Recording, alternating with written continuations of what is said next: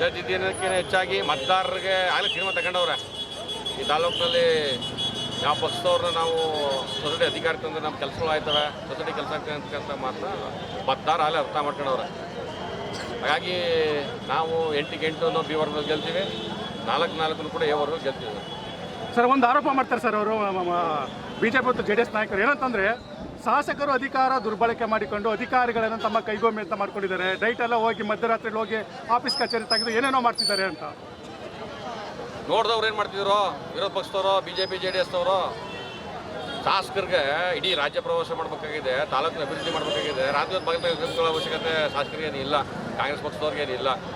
ಕಾಂಗ್ರೆಸ್ಗೆ ಅದೇ ಆದಂಥ 120 ವರ್ಷ ಇತಿಹಾಸ ಇದೆ. ಕಾಂಗ್ರೆಸ್ನ ಕಾರ್ಯಕರ್ತರ ಮುಖಂಡರುಗಳ ವೋಟರ್ಸ್ ಅವರ ರಾತ್ರಿ ಹೊತ್ತು ಭಾಗವಹಿಸುವ ಅವಶ್ಯಕತೆ ಶಾಸಕರಿಗೇನಿಲ್ಲ.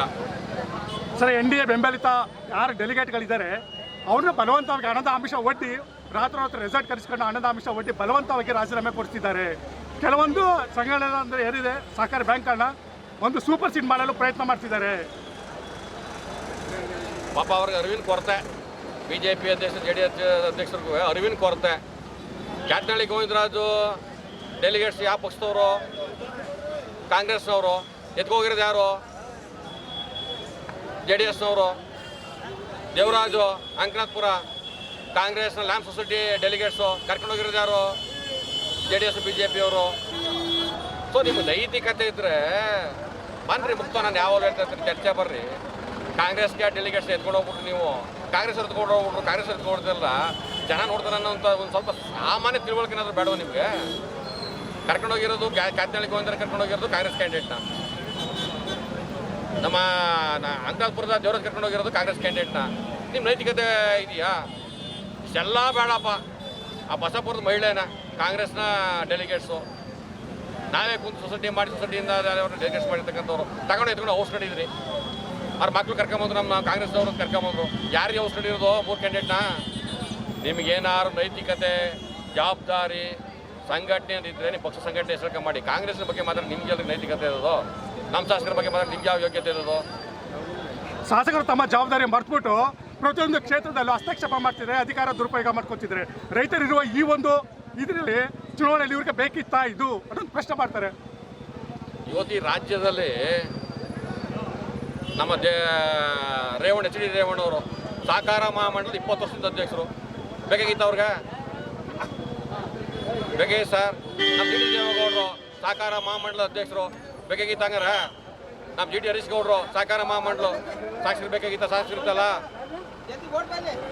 ನಾವು ಅವ್ರ ಬಗ್ಗೆ ಎಲ್ಲ ಗೌರವ ಇರ್ತಕ್ಕಂಥ ವ್ಯಕ್ತಿಗಳು. ನಾವು ಸಹಕಾರ ಇರೋದೇ ರೈತರಿಗೋಸ್ಕರ. ನಿಜವಾದಂಥ ಸೇವೆ ಮಾಡಬೇಕಾದಂಥ ಭಾಗ್ಯ ಸಿಗ್ತಕ್ಕಂಥದ್ದು ಸಹಕಾರ ಸಂಸ್ಥೆಗಳಲ್ಲಿ ಕೆಲಸ ಮಾಡ್ತಾವ್ರೆ. ಇವತ್ತು ಕೋಆಪರೇಟಿವ್ ಸಾಕಷ್ಟು ಜನ ಇವತ್ತು ಇಡೀ ರಾಜ್ಯ ಉತ್ತರ ಕರ್ನಾಟಕದಲ್ಲಿ ಏನಾದ್ರು ರೈತರು ಚೆನ್ನಾಗಿ ಯಾವುದೇ ನ್ಯಾಷನಲ್ ಬ್ಯಾಂಕ್ ಹೋಗ್ದೇನೆ ಸಹಕಾರ ಬ್ಯಾಂಕ್ಗಳಿಂದ ಏನಾದ್ರು ರೈತರು ಚೆನ್ನಾಗಿ ಬದುಕ್ತಾವ್ರೆ ಅಂತ ಹೇಳಿದ್ರೆ ಅದು ಸಹಕಾರ ಮಹಾಮಂಡಲಗಳಿಂದನೇ. ಅದು ಹೊರತು ತಿಳ್ಕೋಬೇಕು. ಮೊದಲು ನಮ್ಮ ಅನಿಲ್ ಚಿಕ್ಕಮಾದವ್ರ ಬಗ್ಗೆ ಮಾತಾಡೋ ಬದಲಾಗಿ ಬಟ್ ತಮ್ಮ ಪಕ್ಷದಲ್ಲಿ ತಮ್ಮ ನಾಯಕರುಗಳು ಏನು ಮಾಡ್ತಾರೋ ಅದನ್ನ ಅರ್ಥ ಮಾಡ್ಕೊಂಡ್ರೆ ಅವ್ರಿಗೆ ತುಂಬ ಒಳ್ಳೇದಂತ ನನ್ನ ಭಾವನೆ. BJP JDS ಒಟ್ಟಾಗಿರೋ ನೋಡಿ ಕಾಂಗ್ರೆಸ್ಗೆ ಎಲ್ಲ ಭಯ ಶುರುವಾಗಿದೆ ಅನ್ನೋ ಒಂದು ಆರೋಪ. ಸರ್, ಕಾಂಗ್ರೆಸ್ ನೋಡಿ ಅವ್ರಿಬ್ರು ಒಂದಾಗಿ ಒಟ್ಟಾಗಿ ಕಿತ್ಕೊಂಡ್ಕೊಂಡಿರೋದು ಅವ್ರಿಗೆ. ನಾವು ಒಂಟಿ ಸಲ್ಗ ಸರ್, ನಾವು ಕಾಂಗ್ರೆಸ್ನವರು ಇತಿಹಾಸ 130 ವರ್ಷ ಇತಿಹಾಸ ಇರ್ತಕ್ಕಂಥ ಕಾಂಗ್ರೆಸ್ ಪಕ್ಷ ಇದು. ಇವತ್ತು ನಾವು ಒಂಟಿಯಾಗಿ ಹೋರಾಟ ಮಾಡ್ತೀವಿ. ಎದ್ರಕೊಂಡು ನಾವೇನು ಸಮೀಕ್ಷೆ ಮಾಡ್ಕೊಂಡಿಲ್ಲ ನಾವು ಕೋಟೆನಲ್ಲಿ. ಶಾಸಕರು ಸಹಕಾರ ಸಂಘದಲ್ಲಿ ನಿರ್ದೇಶಕರಾದ್ರು ರೈತರಿಗೆ ಅನುಕೂಲ ಆಗುತ್ತೆ ಯಾವುದೇ ಅನುದಾನ ತಂದುಕೊಟ್ಟಿಲ್ಲ ಅನ್ನೋ ಆರೋಪ. ಅವ್ರಿಗೇನಾದರೂ ಮಾಹಿತಿ ಕೊಡ್ತಾ ಇದ್ರೆ DCC ಬ್ಯಾಂಕ್ನಲ್ಲಿ ಏನು 22 ಸೊಸೈಟಿಗಳಿದ್ದಾವೆ BSನೋ ಶಾಸಕರು ಈ DCC ಬ್ಯಾಂಕ್ನ ಡೈರೆಕ್ಟರ್ ಆದಮೇಲೆ ಯಾವ ಸೊಸೈಟಿ ಎಷ್ಟು ಲಕ್ಷ ಎಷ್ಟು ಕೋಟಿ ಹಣ ಕೊಟ್ಟವ್ರು ಅಂತೇಳಿ ಮಾಹಿತಿ ತಗೊಂಡ್ರೆ ಆಯ್ತಲ್ವ ಇವ್ರಿಗೆ?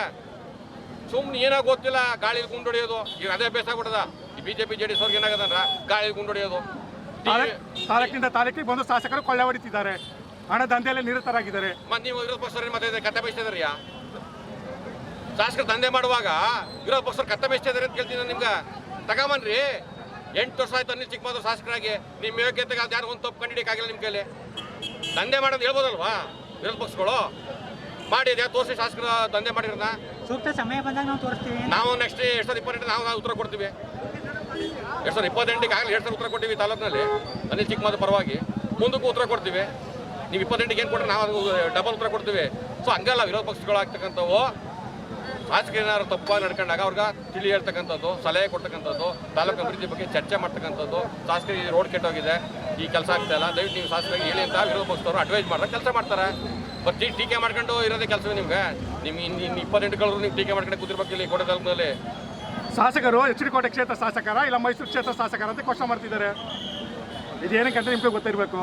ಈಗ ಈ ಪ್ರಶ್ನೆಗಳ್ಗೆ ಮೈಸೂರು ಶಾಸಕರು ಕೋಟೆ ಶಾಸಕರು ಅಂತ ಹೇಳ್ಬೇಕಾದ್ರೆ ಉತ್ತರ ಹೇಳ್ಬೇಕಾದ್ರೆ ಈ ಅವ್ರು ನಂಗೆ ನಗು ಬರ್ತದಪ್ಪ. ಬುದ್ಧಿವಂತರ ಮಾತು ದಡ್ಡ ಮಾತು ನಂಗೆ ಗೊತ್ತಾಯ್ತಲ್ಲಪ್ಪ. ಯಾವ ಅವ್ರು ಕ್ವಶನ್ ಮಾಡ್ತಾರೆ ಸರ್. ಯಾವ ಪಕ್ಷದವರು ಸರ್? ಯಾರು ಇವರೇ ಬಿಜೆಪಿ ಅವರೇ, ಬಿಜೆಪಿ ಅವರು ವೆಂಕಟೇಶ್ ಅವರು.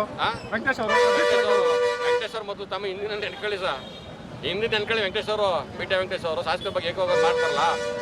ವೆಂಕಟೇಶ್ ಅವರು ಪಕ್ಷದ ಅಧ್ಯಕ್ಷರು, ಅವ್ರ ಬಗ್ಗೆ ನನಗೆ ಭಾರಿ ಅಪಾರ ಗೌರವ ಇದೆ. ನಮ್ಮ ಕಾಂಗ್ರೆಸ್ ಅಧ್ಯಕ್ಷರಾಗಿದ್ದವರು, ಬ್ಲಾಕ್ ಕಾಂಗ್ರೆಸ್ ಅಧ್ಯಕ್ಷರಾಗಿದ್ದವರು, ಟಿ ಪಿ ಮೆಂಬರ್ ಆಗಿದ್ದವರು, ಅವರೆಲ್ಲ ಕಾಂಗ್ರೆಸ್ ಹೋದವರು. ನಾವು ಬೆಳೆಸಿ ಕೂಸೋದು, ಕಾಂಗ್ರೆಸ್ ಬೆಳೆಸಿ ಕೂಸೋದು.